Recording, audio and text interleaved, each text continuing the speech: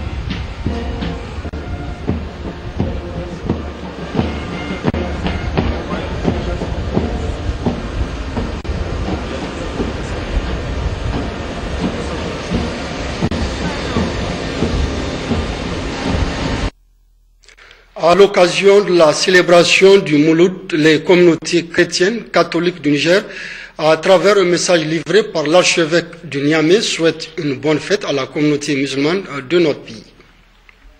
C'est toujours avec beaucoup de joie que nous, communauté chrétienne catholique du Niger, venons souhaiter une bonne et heureuse fête du Mouloud à nos frères et sœurs de la communauté musulmane. Toutes les fêtes religieuses, musulmanes, chrétiens ou autres, nous rapprochent toujours davantage des autres et de Dieu lorsqu'elles sont célébrées en vérité. La fête d'aujourd'hui occasionnera des enseignements sur les valeurs du vivre ensemble pour être en conformité avec la volonté de Dieu qui veut que nous soyons unis autour d'un même idéal commun de fraternité. Cette fête donnera lieu aussi à des prières individuelles et collectives dans la ferveur spirituelle et dans l'harmonie des cœurs réconciliés. Que ces prières suscitent le désir toujours plus ardent d'être unis aussi à Dieu, le Très-Haut, le Très Miséricordieux. À l'heure où, en Centrafrique, on oppose systématiquement les croyants à des fins inavouées, il y a urgence à contrecarrer ensemble les forces du mal qui divisent et font régner la peur de l'autre, qui est le pire ennemi de la fraternité. Élevons une prière commune pour rendre grâce pour tous les efforts d'unité et de réconciliation qui se font au quotidien et demandons à Dieu de bénir nos gestes de solidarité, nos paroles constructives et nos engagements bienfaisants qui contribuent à une société de paix. En ce jour béni, nous prions pour que Dieu, le clément, le généreux, fasse descendre sur chacune et chacun de nous, sur nos familles et sur notre nation tout entière, les bienfaits de sa bénédiction. Bonne et heureuse fête à toutes et à tous. Et puis, fin hier à Tesker, des travaux du Forum sur la paix, la sécurité et la cohabitation pacifique intercommunautaire. La fin des travaux a été sanctionnée par d'importantes recommandations, compte rendu Sandanatahi et Laoli Babali. Recommandation du Forum de Tesker. Recommandation numéro 1 relative à la justice. À l'issue des débats, les participants au forum de Tesker recommandent la réforme urgente des textes qui réprime le vol du gros bétail en vue de parvenir à l'adoption d'un cadre législatif adapté et efficace à l'image de la Moudour de 1970.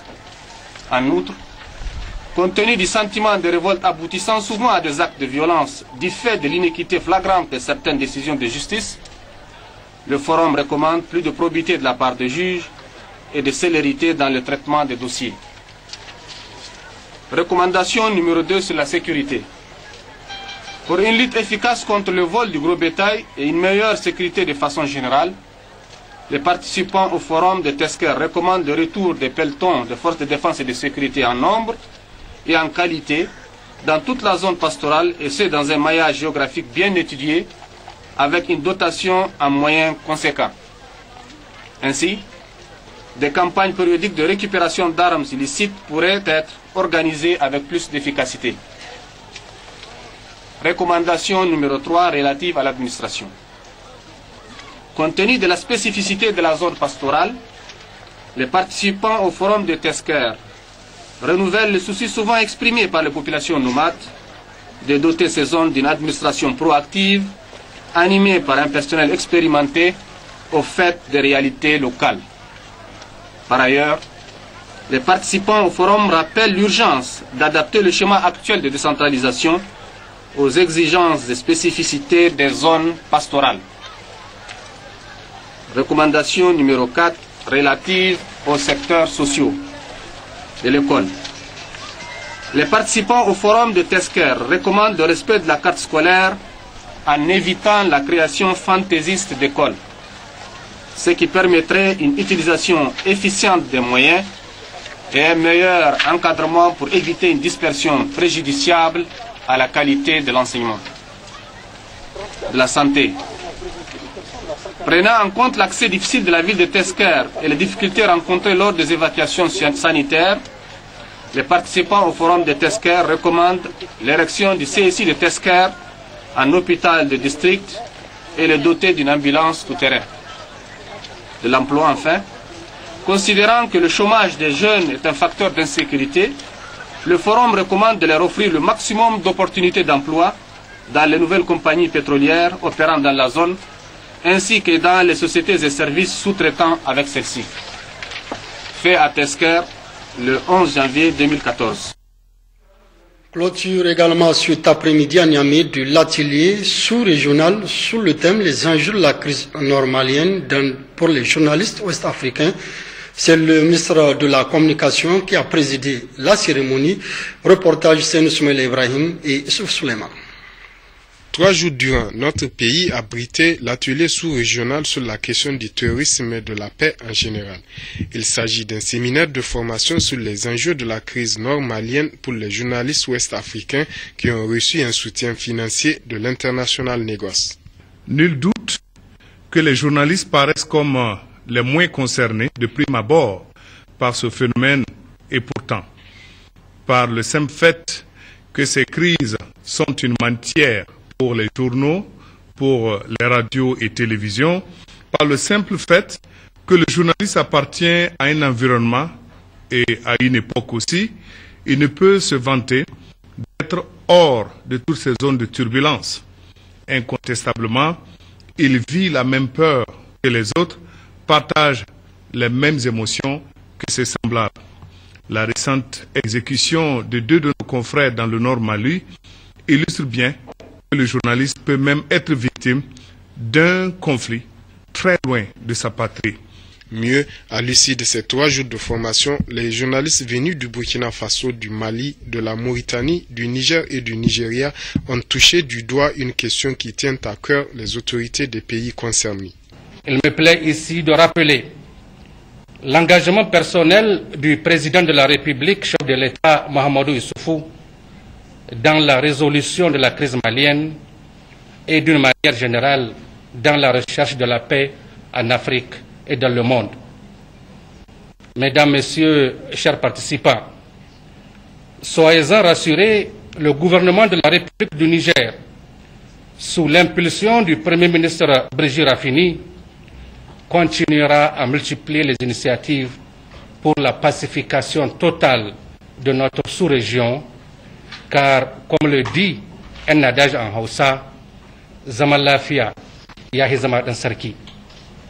Au terme des échanges, la vingtaine de participants à l'atelier de Niamey a sorti plusieurs recommandations dont il faut retenir la mise en place prochaine d'un forum de journalistes africains pour la paix, FJP. Et en marge de cet atelier, il y aura réuni des journalistes ouest-africains sur la crise nord-malienne. Le premier secrétaire à l'organisation du Haut Conseil islamique du Mali a réitéré la reconnaissance du peuple malien vis-à-vis du peuple nigérien et à son président dans la résolution de la crise malienne. Le peuple malien garde une image positive par rapport à l'intervention du Niger concernant la crise malienne. Vraiment, nous remercions le peuple nigérien. Nous remercions tous les amis qui nous ont aidés, mais comme le séminaire s'est fait ici, donc c'est l'occasion pour moi vraiment de remercier le peuple malien et le peuple nigérien au nom de tout le peuple malien et spécifiquement au nom de la communauté musulmane dont je représente aujourd'hui parce que je suis le premier secrétaire à l'organisation du Haut Conseil islamique du Mali. Au terme de sa mission de suivi des activités mises en œuvre dans le cadre du programme de la Renaissance et de supervision de la campagne de vaccination de la région du Zender, le ministre de l'Élevage, Mohamed El Haj Ousmane, a tiré le bilan de sa mission, compte rendu Sande Natahi et Laouli Babali. Ce qu'il faut dire, c'est que nous avons trouvé des agents déployés un peu partout, en train de vacciner, en train de suivre les pasteurs et les pasteurs. C'est extrêmement important, c'est vrai, pendant cette période de froid très difficile où nous avons moins d'investissements en parc de vaccination, où il faut attraper les animaux pour vacciner, c'est très difficile pour les agents, mais malgré tout, ils ont un dévouement, ils sont en train de faire partout où ils sont passés. Vous voyez, les populations nous ont posé le problème concernant l'hydraulique pastorale, où nous avons visité des forages qui ont été investis il y a presque 30 ans, 40 ans et aujourd'hui qui sont laissés en plein désert, abandonnés par les populations par manque de suivi. Et aussi nous avons vu aussi des populations très déterminées aussi, oui, qui se donnent à l'activité, qui sont très engagées dans leur activité, mais le suivi, l'encadrement manque. Je pense que tout cela va être remédié dès mon retour, Inch'Allah, puisque nous avons recruté un certain nombre d'agents et un certain nombre d'infrastructures ont été acquis, surtout les motos, etc., que nous avons acquis récemment. Nous avons essayé de redéployer pour ça, pour corriger ces lacunes-là. L'autre chose qui me tient à cœur, il y a un problème de dysfonctionnement. Vous avez avec moi ces forages. Là, c'est écœurant. Ces forages dont la gestion est un peu douteuse. On ne sait plus s'il faut mettre des comités de gestion, s'il faut donner aux mairies, s'il faut... qui va suivre? C'est cette question. Je pense que très rapidement, il faut trancher. L'autre chose, c'est que le suivi et l'entretien de ces infrastructures hydrauliques.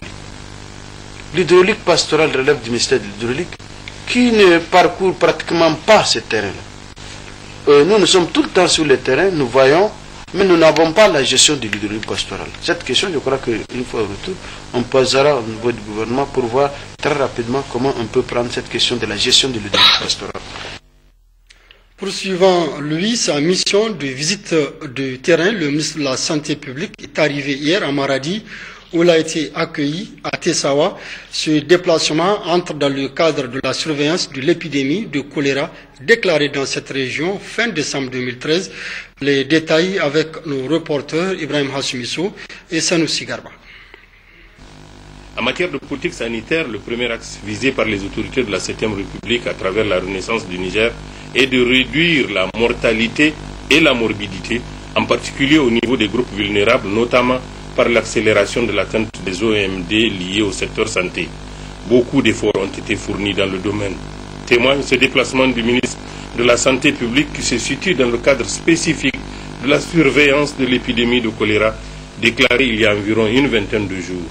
10 cas ont été enregistrés à Maradi avec un décès. De Tessawa à Gabi, département de Madarumfa, en passant par Agué et Maradi-Ville, le ministre Manu Agali a effectué plusieurs visites des formations sanitaires et au niveau des chefs traditionnels, présidé des réunions avec les cadres de la santé et les partenaires et aussi les populations pour des actions de sensibilisation en matière de lutte contre le choléra. Il a également procédé au lancement de la construction du mur de clôture du CSI dénommé Zaria 2, financé par la commune. Cette formation sanitaire est inaugurée depuis plusieurs mois. Avec un personnel en place, il n'est toujours pas fonctionnel, faute de clôture d'eau et d'électricité. Globalement, cette épidémie de choléra a fait 597 cas, dont 570 pour la seule région de Tillabéri et les 27 restants répartis entre celles de Zender, Tawa, Niamey et Maradi. La situation est sous contrôle, d'où la satisfaction du ministre Manu Agali. Des efforts ont été faits. Nos comités de gestion des épidémies ont très bien fonctionné et les autorités religieuses, coutumières, l'administration nigérienne, chacun a joué son rôle. Il s'agissait pour moi de voir, de constater des visites, c'est l'ampleur de cette épidémie et nous repartons satisfaits du travail fait par nos équipes parce que nous pensons actuellement en conclusion après cette visite que la situation est sous contrôle. Tous les 10 cas de Maradi, à part le cas qui est décédé, que nous déplorons beaucoup, les 9 ont été traités et sortis des hôpitaux, sortis du CSI ou des cadres de santé où ils ont reçu des traitements. Donc nous gardons la vigilance maximale parce qu'il ne s'agit pas de baisser la garde, parce qu'un seul cas de choléra constitue une épidémie. C'est pourquoi nous appelons les autorités administratives, les autorités coutumières, les chefs religieux, les leaders d'opinion, la population de façon générale à se mobiliser davantage pour signaler tout cas de personnes qui présentent des signes en relation avec le choléra et de les prendre en charge rapidement. Le ministre de la Santé publique a aussi reçu plusieurs doléances de la part des responsables des districts sanitaires visités, qu'il a félicité et remercié pour avoir maîtrisé la situation. Ces doléances vont du renforcement du stock en médicaments et consommables médicaux et aussi du personnel. Madarumfa n'a pas son équipe cadre au complet. Il y a l'absence d'infrastructures et de logistique, tel le cas de Gabi qui manque d'ambulances et de murs de clôture et dont la maternité a besoin de toutes les commodités pour fonctionner normalement. Le chef de canton de la localité a mis la situation à profit pour demander un appui en point d'eau potable pour l'alimentation de ses populations. L'année 2013 a été très riche en événements culturels. Outre les festivals, cette année a été marquée surtout par l'inscription du centre historique d'Agadez au patrimoine mondial de l'humanité. La rétrospective 2013, volet culture, c'est avec Moussa Amani.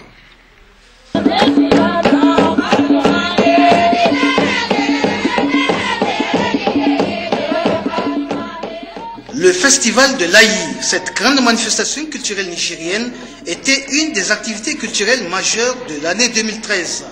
C'est la commune rurale de Timia, ce cadre aux beaux paysages et aux extraordinaires richesses historiques et culturelles, qui a accueilli cet événement.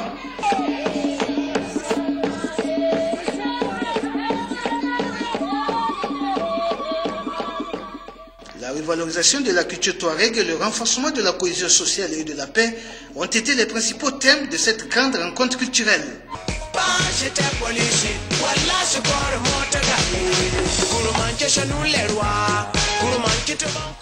Le mois de l'expédition de la parenté à Plaisanterie, ce regroupement d'échanges et de partage constitue un autre fait culturel important de l'année écoulée.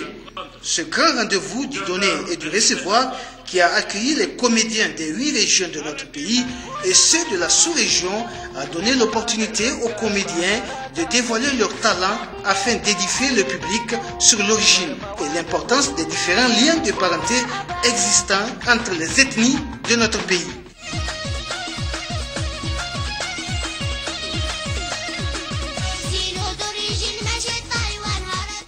prestations qui, au-delà du rire, ont été très instructives car symbole d'unité nationale.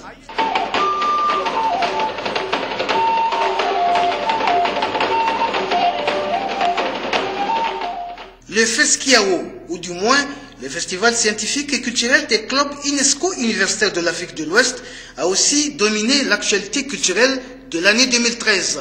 Cette édition, qui a battu le record de participation des pays ouest-africains, a brillé par des visites sur d'importants sites touristiques et culturels de la région de Niamey.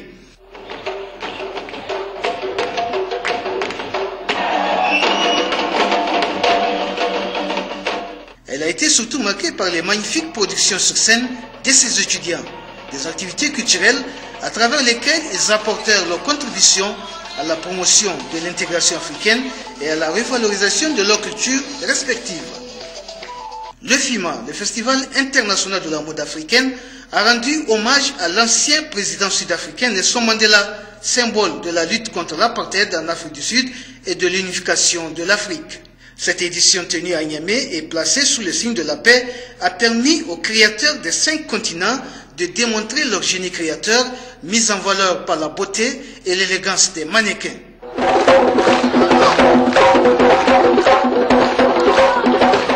La capitale de Djamokoy, Dosso, a pour sa part accueilli en 2013 le festival d'intégration artistique et culturelle dénommé Soukabe.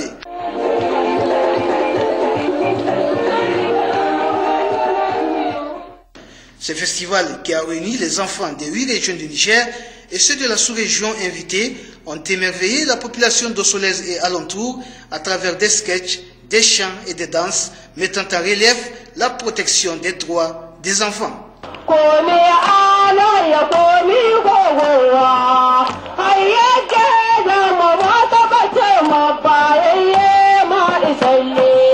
La capitale de l'Ader, Tawa, a pour sa part accueilli la première édition du Salon de l'hôtellerie et du tourisme, un événement culturel de haut niveau ayant permis à nos artisans d'exposer l'importante richesse de l'artisanat et de l'hôtellerie nigérienne, mais également de découvrir les magnifiques sites touristiques de l'Ader.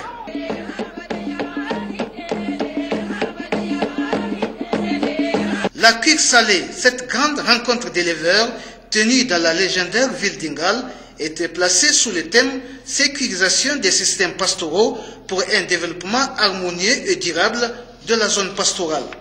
Cette manifestation nationale, au-delà des activités culturelles, était mise à profit par les autorités pour sensibiliser les populations sur d'importants thèmes d'actualité, notamment la cohésion sociale, la paix et le développement du pastoralisme. Les 7e Jeux de la francophonie à Nice en France, auquel notre pays a pris part, a permis à nos artistes de s'illustrer positivement à travers la présentation des œuvres de qualité. En dehors des compétitions, cette manifestation est un véritable cadre de retrouvailles, d'échanges, d'expériences entre francophones.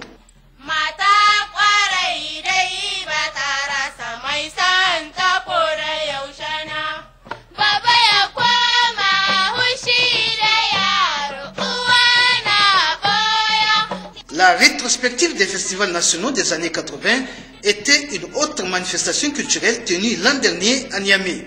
À travers des théâtres, chants, ballets primés au cours de ces festivals, bien interprétés par les jeunes artistes, ont rappelé les bons vieux temps au public qui a surtout vécu cette belle époque.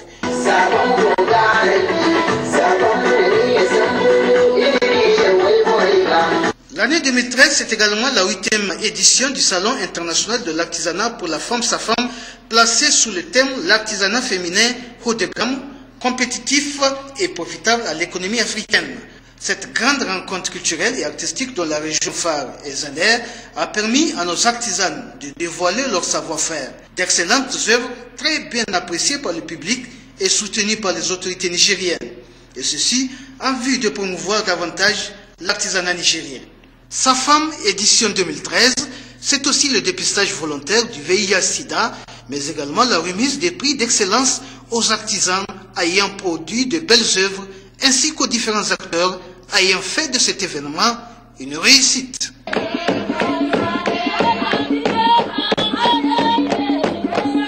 L'inscription du centre historique d'Agadez au patrimoine mondial de l'humanité fut incontestablement l'actualité majeure de l'année 2013. Cette consécration nigérienne, adoptée en juin dernier à Phnom Penh au Cambodge, a été célébrée le 26 décembre dernier au sultanat d'Agadez, où plusieurs personnalités nationales et internationales, ainsi qu'un public venu nombreux, ont apprécié les potentialités culturelles de l'Aïe. C'est également une occasion de saluer l'important travail abattu par les principaux artisans de cette victoire nigérienne à travers ces décorations.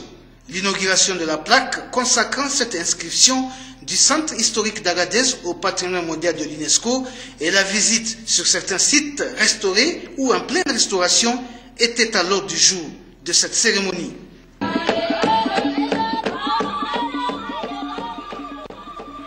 Parlons encore culture avec le lancement vendredi dernier à Zender de la première édition du concours du théâtre et de l'humour Karadekiachi. C'était sous la présidence du président du conseil de ville de Zender, compte rendu Laoli Cello et Ali Abdou.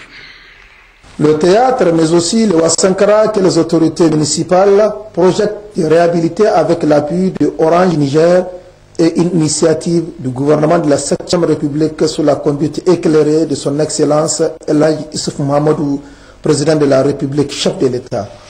Occasion pour le président du conseil de ville de Zender, Dr Bachir Sabo, au lancement de cette première édition du concours de théâtre et de l'humour pour la ville de Zender et par la ville de Zender, d'adresser ses sincères remerciements à l'endroit de la Fondation Orange pour ses appuis multiformes à la population de Zender, mais aussi de rendre un hommage aux grands hommes de théâtre et de l'humour qui ont fait de Zender réputé en matière de l'art dramatique.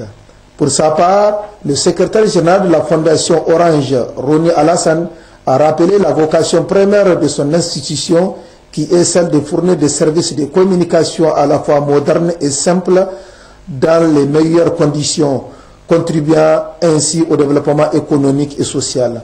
C'est dans ces soucis devait-il poursuivre et pour affirmer nos valeurs de proximité et notre considération envers la nation nigérienne que Orange a été aux côtés de Delawezi à Tilaberi au festival de danse et chant à Maradi. La célèbre Haïja de Ligarba dite Karadekiachi, présente à la cérémonie de lancement, a reçu de main du président du conseil de ville une enveloppe contenant 100 000 francs CFA. Les compétitions proprement